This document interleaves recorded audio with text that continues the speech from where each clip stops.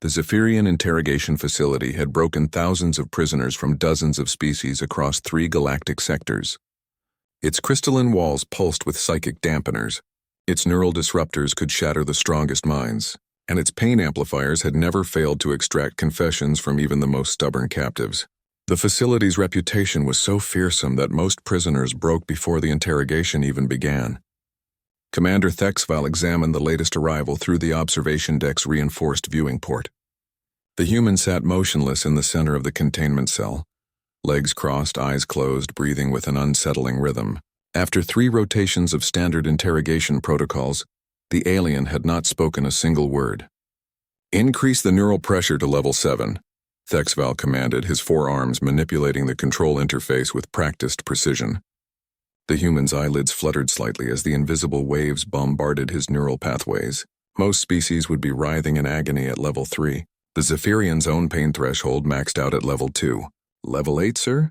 asked Interrogator Vexma, her voice betraying uncertainty. "Do it."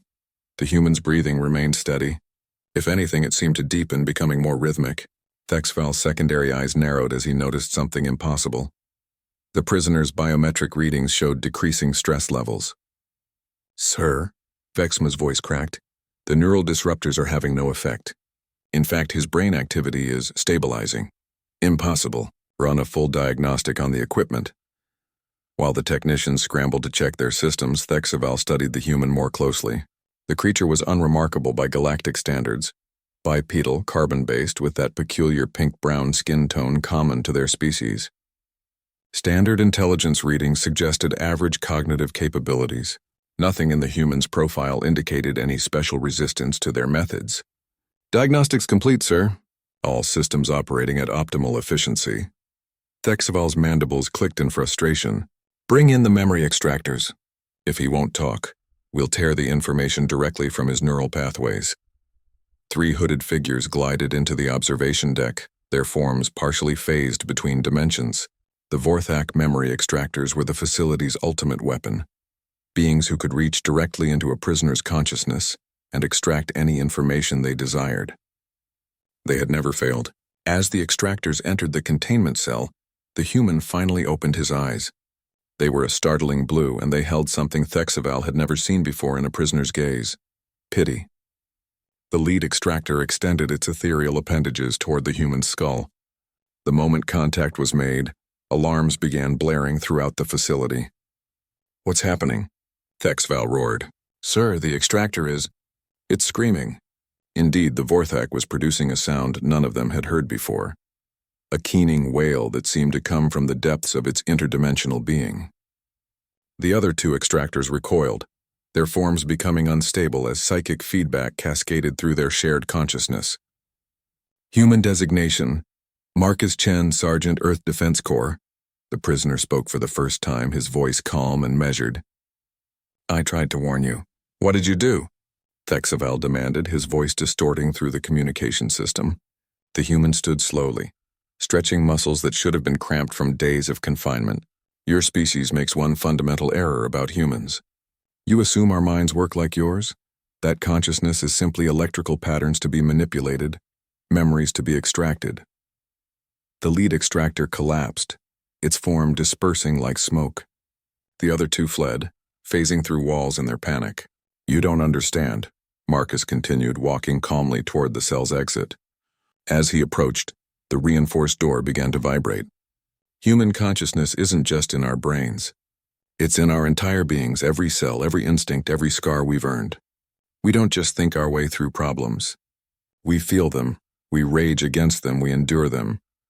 The door's locking mechanism sparked and failed. Marcus pushed it open with his bare hands, the reinforced metal bending like paper. "For 200,000 years, my species survived ice ages, predators, plagues, and wars by one simple principle. We never, ever give up.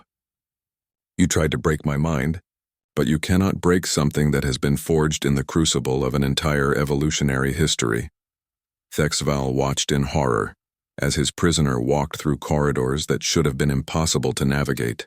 The facility's AI, designed to be impenetrable, seemed to be actively helping the human.